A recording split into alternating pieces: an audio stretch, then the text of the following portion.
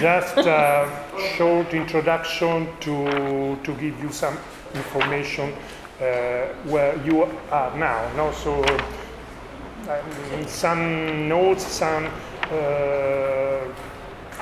a piece of information or knowledge relating this area from the urban view, urbanistic view, but also from the cultural point of view. So, starting from the building, you know, this, the Academy of Fine Arts that descends from the ancient Accademia di San Luca, that was one of the first academic institutions in the history, no? Raised in, was founded in, at the end of the 16th century. This academy was located in this building, in this 1845 building, constructed by Pietro Camporese the Younger, a Roman architect. After the unification of the state, so at the end of the process that unified Italy, the several states of the peninsula, and after the proclamation of Rome as capital of the new kingdom. So we are around the 70s of the 18th century, when we can, there were some new rules, new laws for a reformation of education for the new state.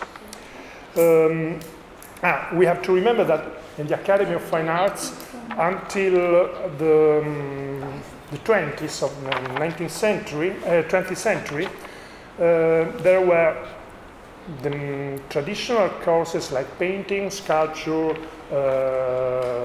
scenography, decoration, but also architecture.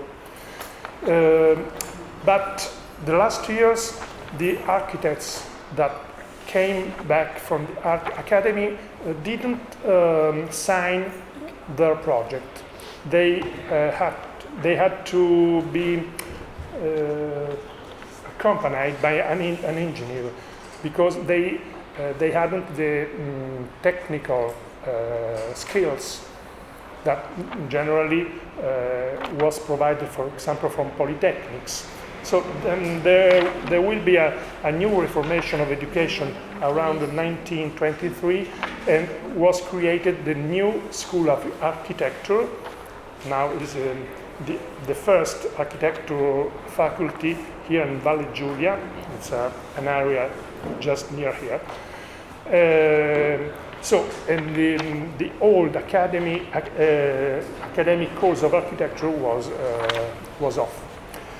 This building is called the Horseshoe for its shape, and is located within an historical urban area called Trident, because maybe Alessandra Porfidia said before, because of the three streets branching off from Piazza del Popolo. In the middle, the ancient Via Lata, now Via del Corso.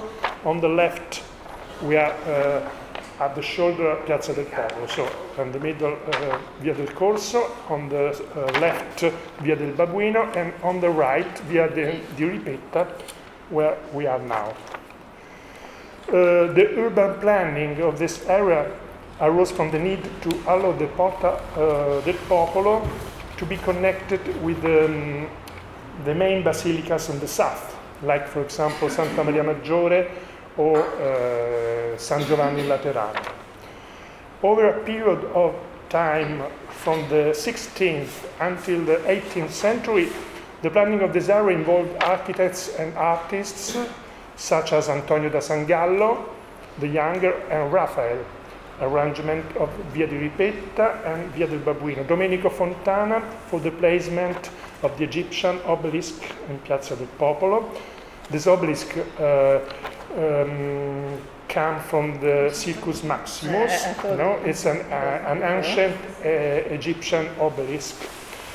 And Pietro Bernini for the creation of the mountain of the Barcaccia in Piazza di Spagna, some places that I hope you will see these days, and Gian Lorenzo Bernini for the restoration of the Church of Santa Maria del Popolo, and the interior facade of the Porta del Popolo, and realization of the Church of Santa Maria di Montesanto. In Piazza del Popolo there are two twin churches. On the left, Santa Maria di Montesanto is an elliptic planimetry created by Bernini, and Carlo Rinaldi designed the other church. It's a circular planimetry called Santa Maria dei Miracoli. And at the end, Giuseppe Valadier designed the Piazza del Popolo with this elliptic planimetry like we are seeing now. It's a neoclassical arrangement. Connected to this urban planning are the late Baroque constructions of the Scalinata di Trinità dei Monti, the staircase of Trinità dei Monti by Francesco de Sanctis, and the port of Ripetta, the fluvial port or fluvial harbor of Ripetta, located near the Arapacis. Later, just here. Later demolished for the construction of the Tiber embankments in 1875. The Arapacis Museum, designed by Richard Meyer, which stands next to the site of the ancient Porto di Ripetta, evokes this through the staircase and external fountain. The Trident, this area, has also been the most international area of the city. The scions of the European aristocracy who took the Grand Tour take locations here in this area, such as artists, writers, intellectuals. We can remember, for example, John Keats, Shelley, Goethe, and also Giorgio di Chirico. And there were some historical houses where they lived just near Piazza di Spagna. Between the 1950s and the 60s, in Piazza del Popolo, artists frequented two cafes opposite with other. Now they are again now. On the left, Caffè Canova. On the right, Caffè Rosati. It's just a curiosity, but they were frequented. But it's more than a curiosity. Yeah, no, for them. It's a place of culture. Yeah, it's a piece of culture. Yeah, because the Caffè Canova was frequented from the realist artists, figurative artists, and instead the opposite cafe, Caffè Rosati, was frequented by abstractionists. And this is the animation of this place was the place was animated from the presence of these two groups of artists. Sorry, but to Piazza del Popolo we share. Yeah, yeah, like a barricade, in the middle. They argued animatedly, loved warmly, looked at the foreign tourists, even got into a fight sometimes. This international character of the Trident can still be perceived today as the area, in addition to maintaining its artistic vocation.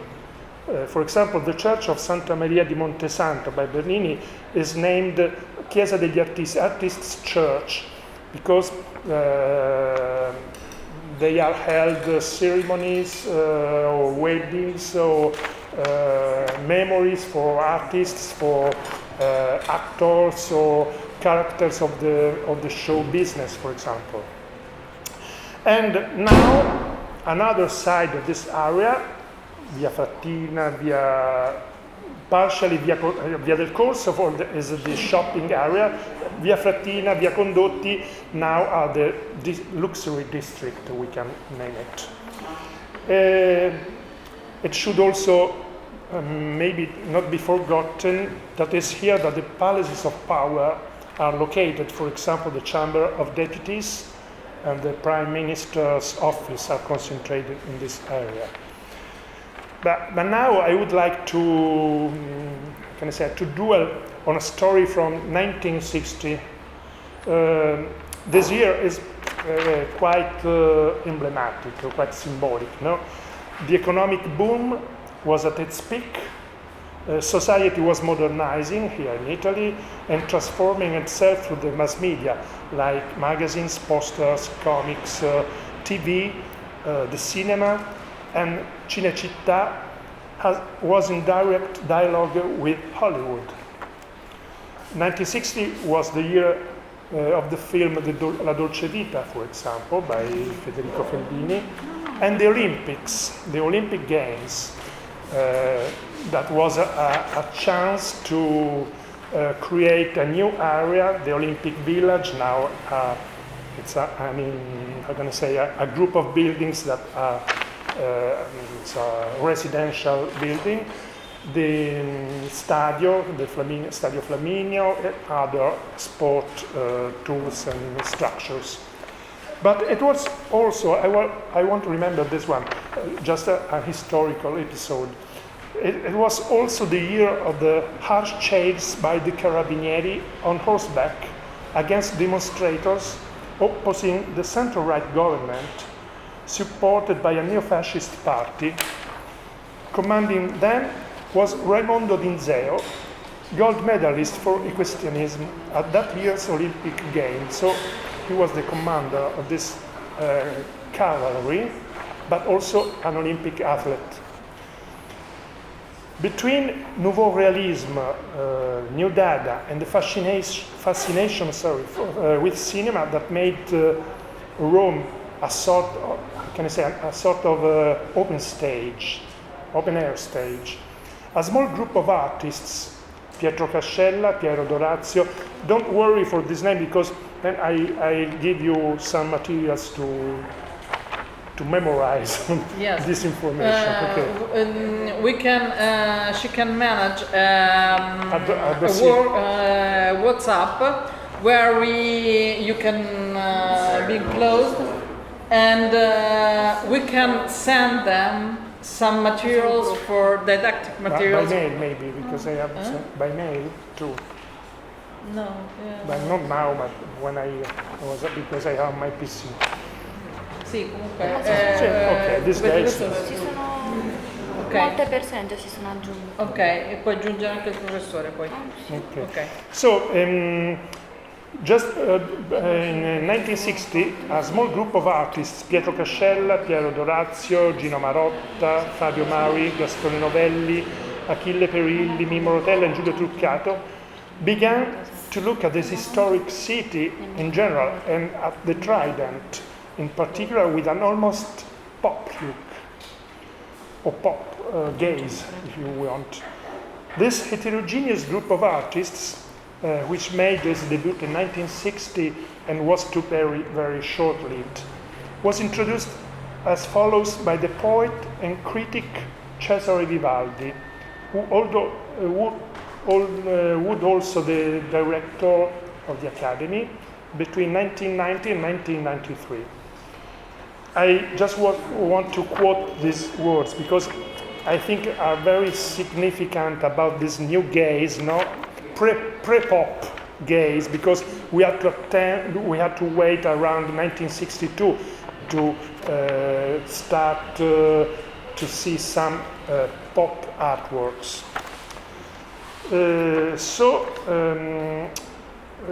Vivaldi writes, "We love the world, the Pythagorean table that's the world, the dissociated sensations through which it expresses itself like numbers in so many irreconcilable boxes, the disharmonies that make it harmonic, the melancholy landscape of Vesuvius, and the cunning, boastful growl of the Seicento." The Seicento is the Fiat car, was one of the cult of the 50s, 60s. Changing gears to face decline, the sentimental neon, the physical spotlights of the Colosseum, and the sweet, arrogant, torn, and bloody sheets after the crash. We love Dracula and his victim, the dead and the living, the devil and the cherub.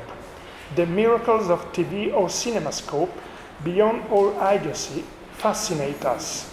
And so does the spectacle of an audience brutalized by the mass media. And we also love the brutishness itself, the brute and the inevitable angel that awakens from him. On the sunsets of Rome, we would like to fix with Vinaville the images, the fragments we like, to superimpose Marilina's legs, Marilina is Marilyn Monroe, a stick, a stuffed parrot, a bag of Hug Coffee. Hug Coffee is a, come si dice decaffeinato? It's an Italian trademark of coffee without caffeine. Very popular. On the Porta del Popolo, always cluttered with fat cars. There is nothing surrealist about this. On the contrary, we hate surrealist banalities, false metaphysics, mystery, and hallucinations calligraphed with a cold mind by so many of today's epigons of true surrealism. Whatever one may think, there is nothing Dadaist about it either. We do not believe in the magnificent fates of society, but we equally love the world and men. We are willing to give them credit, even the hope, skeptically, for the possibility of a fairer distribution of wealth. We are not Dada, we are not barbarians, nor are we primitives of a new sensibility. We are too skeptical to believe in anarchist protests, too disenchanted to believe in collectivist framings. We simply love the world and everything in it. We would like to make of the world as it is a monument. Don't ask us to pick and choose. Anything we touch can become gold anyway. And we could also portray the artist as someone who runs after white chickens to stamp on their backsides the words the end or the beginning, indifferently. For we would only have to decide, and why should we do it anyway, whether to cook the egg or let the chick be hatched. So, by the way of this expression, we have to make the whole world a monument. Just the year, 1 year after, 1961, another Italian artist, Piero Manzoni, created an artwork that is now in a sculpture park in Denmark, in Hennings, titled Socle du Monde in French, the base of the world. It's a cube upside down. Upside down, so yes. The concept was to the title to is upside down. The word upside down. So all the word is all the globe stands on this base. This base. Like a so globe. it's against the concept monument installed on a base, very important, and because the word is important, and so this base becomes upside down, make the word like the symbol of the monument alive, and in continuous transformation also. So what we're talking about is also a time where happens many things in Rome, and is the scene of the very important for the cinema, for the relationship between the past and the present. And the idea that everything can be part of this scenery of a new culture, a new concept of culture. And you have to think also another important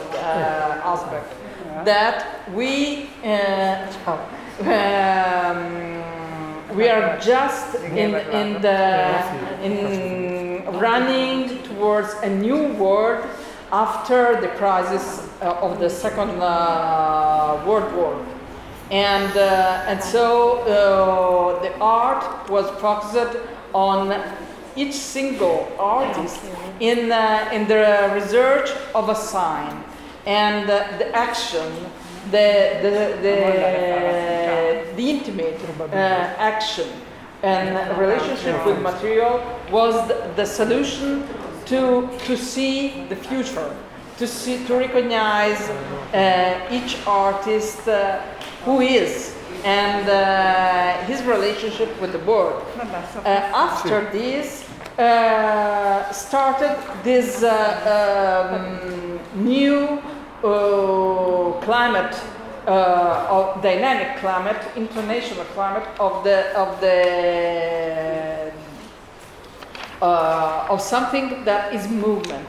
So this transformation, this possibility to collect different images and different concepts, and also make a symbol with something that is very in day-to-day life normal, like a bottle, like a Coke, or is what moved the artist in all the world, and we see it especially in the United States, to the pop art. This popular art was also something that was felt in the group of Italian artists and international artists living in Italy. So I just took some books, then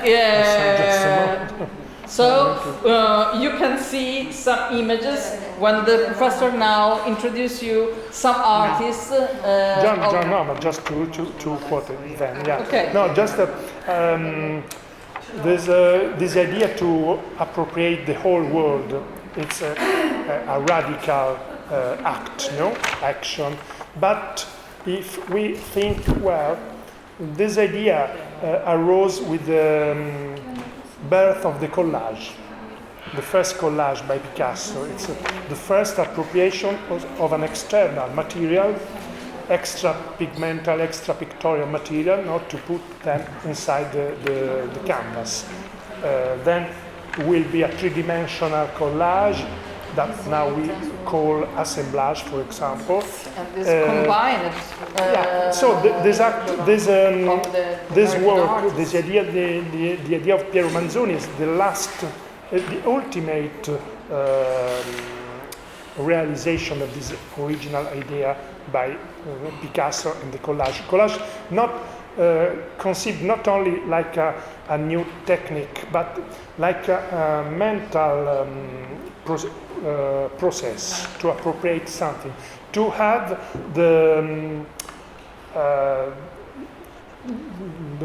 to have the world like a sort of catalog of items, objects, yes, images. There is also this kind of archive that is possible to include. So we have, for example, Dadaism that was very important for this, because we have Cornell, we have artists that made these collages with mixing also different things, materials, not all or just to cut pieces of paper, but this fragmented concept of parts of the world were collected with the a mental process, and then experienced in also touching these pieces and put this in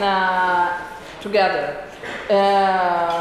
So this is something that could be inside a frame, inside a box, but the important thing is the energy of each piece, how is alive with the other part.